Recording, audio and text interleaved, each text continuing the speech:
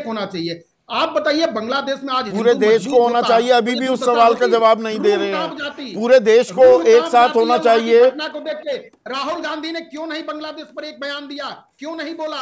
आत्मा कांपने लगती है संदीप जी। आप भी जब दिखा रहे थे वहां के वीडियो, वहां के विजुअल दिखा रहे थे, बांग्लादेश में क्या दुर्दशा, कश्मीर में कैसे हिंदू बहनों पर, हिंदू माताओं के जांग पे लिख दिया जाता था मैं पाकिस्तानी हूं। क्यों नहीं राहुल गांधी बोले, क्यों नहीं खड़गे जी बोले, क्यों नहीं समाज आज हिंदुओं पर हिंसा हो रही और दूसरी तरफ क्रिकेट मैच का लुत्फ उठा रहे हैं आप? पूछिए मोहन भागवत साहब ने कभी बोला जब आरएसपुरा सेक्टर में 2 आतंकवादी पकड़ा है, उन आतंकवादियों ने क्या खुलासा किया? उन्होंने खुलासा किया कि आईएसआई के एजेंट के रूप में भारतीय जनता पार्टी का कार्यकर्ता ध्रुव सक्सेना एक रैकेट चला रहा है, एक पैरेलल टेलीफोन एक्सचेंज चला रहा है, बलराम यादव सहित 19 लोग। कभी राष्ट्रीय स्वयंसेवक संघ यानी आरएसएस अब अपने बयानों में फंस रहा है। यहाँ पर उन्होंने कहा कि हिंदुओं को एक होना पड़ेगा तभी देश निर्माण होगा। लेकिन यहाँ पर देश निर्माण के लिए क्या मात्र हिंदू का ही एक होना बनता है? क्या यहाँ पर पूरे हिंदुस्तान में सभी को एक नहीं किया जा सकता? इसके लिए कि एक बड़ी बहस हुई जहाँ पर बीजेपी के जो प्रवक्ता थे और साथ ही साथ जो विश्लेषक थे उनको पूरी तरीके से समझाते हुए यहाँ पर पत्रकार नजर आए। बाकी जो भी अन्य पार्टियों के प्रवक्ता थे उनकी राय भी यहाँ पर सुनी और देखिए किस तरीके से यहाँ पर धर्म को लेकर चीजें बांटी जा रही है, यानी हिंदू मुस्लिम यहाँ पर जो है हिंदुस्तान के विकास के आड़े आता हुआ नजर आ रहा है। लगातार ऐसे और भी कंटेंट देखने के लिए हमारे चैनल के साथ बने रहिए और हमारे चैनल को सब्सक्राइब करें। कांग्रेस के राष्ट्रीय प्रवक्ता अभय दुबे, समाजवादी पार्टी के राष्ट्रीय प्रवक्ता सुनील साजन अभी स्क्रीन पर आपको दिखाई देंगे, और 2 वरिष्ठ पत्रकार विजय त्रिवेदी और अभय दुबे किसी परिचय के मोहताज नहीं हैं, वो आप स्क्रीन पर देख सकते हैं।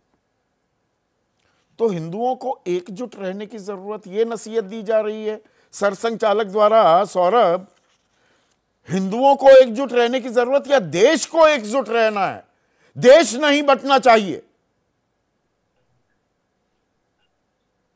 संदीप जी, भारत में जो भी आया, जो भी आक्रांता आए, वो भारत के हो के रह गए।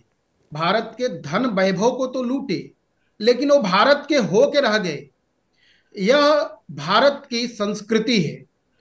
आज मोहन भागवत जी का वक्तव्य भारत को एक करने के संदर्भ में है, राष्ट्र निर्माण के संदर्भ में है, और भारत में सिर्फ हिंदू थोड़ा रहते हैं, हिंदू मुसलमान सिख ईसाई सब रहते हैं। संदीप जी, मेरी बात पूरी हो जाए उसके बाद आपके आएंगे।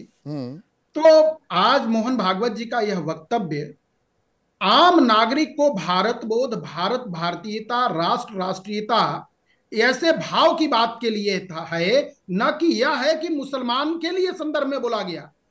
यह तो खड़गे जी भी बोल रहे हैं, उनके एजेंडा है। आज पूरे विश्व में, पूरी दुनिया में देखिए तो कहां के मुसलमान महफूज हैं? तो केवल और केवल भारत में रहने वाले, इस मुल्क में रहने वाले मुसलमान अमन चैन और सुख शांति से हैं, केवल भारत के मुसलमान। तो भारत में तो जो बाहरी आया वो भारत के आध्यात्मिकता का गुलाम होकर आ गया। हम तो कट्टरपंथी हैं नहीं। हिंदुओं को एकजुट रहने की जरूरत, और यहां पर जो शब्द और जो वाक्यों का इस्तेमाल किया, असंगठित रहना और दुर्बल रहना, अत्याचार को निमंत्रण देना है। बांग्लादेश में जब हिंदू एकजुट हुए तब कुछ बचाव हुआ। ये तो एक उसी बात को मैं बढ़ा रहा हूं संदीप जी। संदीप जी सुन लीजिए, तो भारत का मूल चरित्र है सबको साथ लेके चलना। हमारा इतिहास बता रहा है और उस इतिहास को हम सब जानते हैं। तो हमारे पास जो भी है, हम ये नहीं कह रहे हैं कि पाकिस्तान के बाद का जो बच गए मुसलमान वो पाकिस्तान जाए, जैसा आप अपने प्रारंभिक बहुत सारे नेता कह रहे हैं, खुलेआम कहते हैं बहुत सारे नेता, गिरिराज सिंह उसमें सबसे आगे है। वो प्रतिक्रिया है, वह प्रतिक्रिया के संदर्भ है, वह संविधान नहीं है, वह नियम नहीं है, वो बात नहीं। जो भारत में भारत की बात करें, भारत में रहेंगे और भारत की मैच पर आप पाकिस्तान की जीत पर दिवाली पटाखा फोड़ेंगे, ये क्या कोई तार्किक बात नहीं है ना। भारत में रहिए, भारत की बात करिए, भारत नहीं रहे, पता नहीं कौन सी पुरानी बातें आप उठाकर ले आते हैं कि नहीं जी मंगलसूत्र भी छीन ले जाएंगे मुसलमान, उनको दे दिया जाएगा। ये कहा गया ना, 80-20 सीधा किया जाता है ना चुनाव में। आज का महत्वपूर्ण विषय है। हाँ। मेरे मत से, और जो संघ प्रमुख का कहना है भागवत जी का, कि भारतीय सोच के साथ, भारत बोध के साथ और समग्र भारत को साथ मिलकर लेके चलने के लिए हिंदू समाज बटेगा तो निश्चित तौर पर कमजोर होगा, दुर्बल होगा, और फिर बाहरी जो शक्तियां हैं, जो आक्रामक शक्तियां हैं, वो उस पर हमला करेंगी। इसलिए भारत को एक रहने की आवश्यकता है। इसमें कौन सी नई बात है? ये तो हमारी पुरातन भारतीय संस्कृति का हिस्सा है, हमें एक होना चाहिए। आप बताइए, बांग्लादेश में आज पूरे देश को होना चाहिए, अभी भी उस सवाल का जवाब नहीं दे रहे हैं। पूरे देश को एक साथ होना चाहिए। घटना को देख के राहुल गांधी ने क्यों नहीं बांग्लादेश पर एक बयान दिया, क्यों नहीं बोला? आत्मा कांपने लगती है संदीप जी। आप भी जब दिखा रहे थे वहां के वीडियो, वहां के विजुअल दिखा रहे थे, बांग्लादेश में क्या दुर्दशा, कश्मीर में कैसे हिंदू बहनों पर, हिंदू माताओं के जांग पे लिख दिया जाता था मैं पाकिस्तानी हूं। क्यों नहीं राहुल गांधी बोले, क्यों नहीं खड़गे जी बोले, क्यों नहीं समाज आगे आया? हिंदू समाज को जीने का तो अधिकार, तो हिंदू को एकजुट रहना चाहिए। इसमें अभय दुबे आपके अध्यक्ष कह रहे हैं कि संघ प्रमुख देश को बांटने की कोशिश कर रहे हैं। इसकी पलट तस्वीर भी तो है। आप मुस्लिम परस्त राजनीति करते आए हैं। आपके प्रधानमंत्री, वो मैं पूरे संदर्भ में बयान को कोट कर रहा हूं, जो बीजेपी कहती है वो नहीं, पर वो कहते तो पाए गए थे कि पहला हक अल्पसंख्यकों का होना चाहिए देश के संसाधनों पर। वो राजनीति तो आप लगातार कर रहे हैं।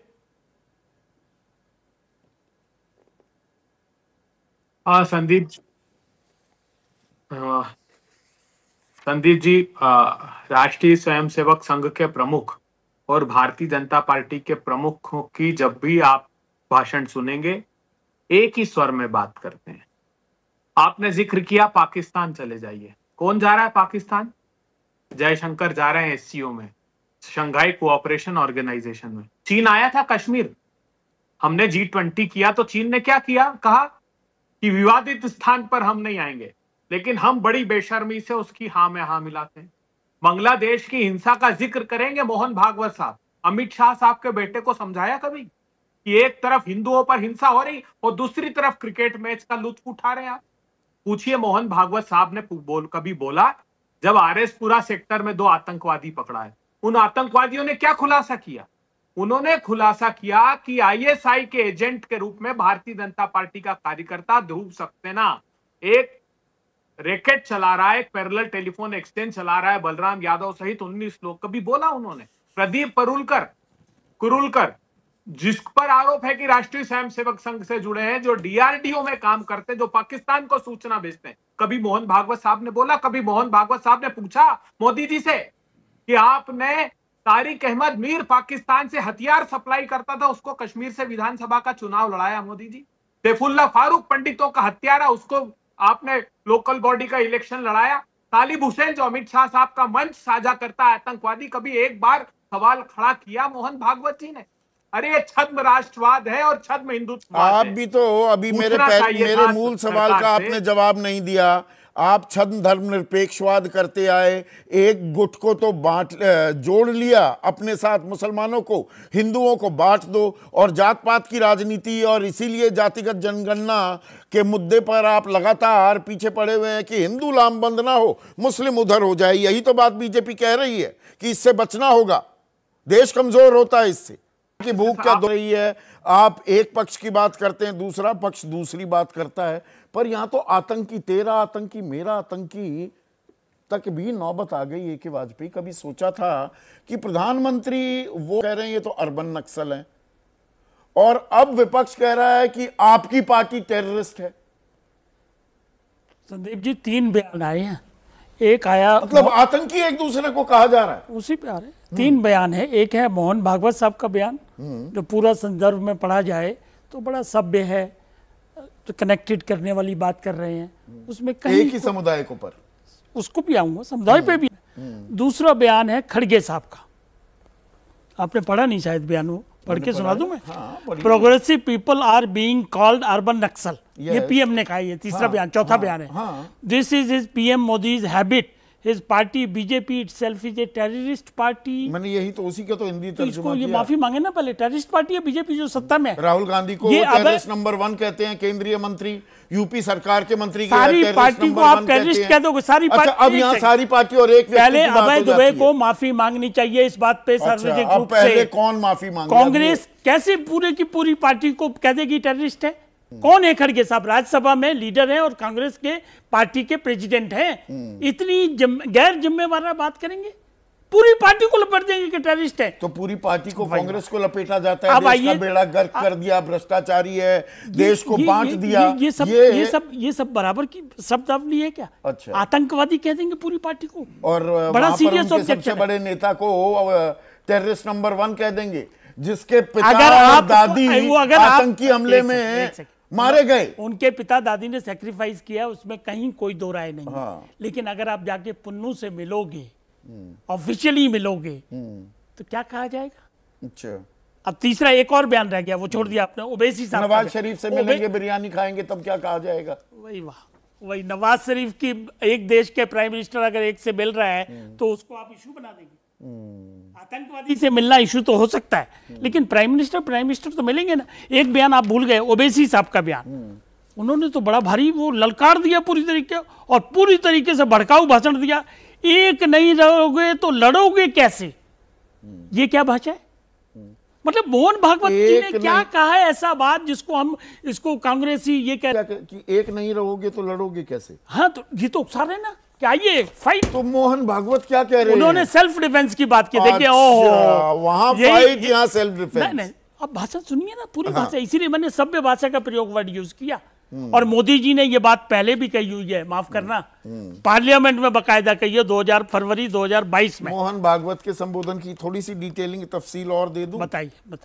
एक व्यक्ति के कर्मों के लिए पूरे समुदाय को दोषी ठहराने वाली हिंसा असंतोष नहीं, बदमाशी है। अभी विसर्जन जुलूस पर पथराव हुआ।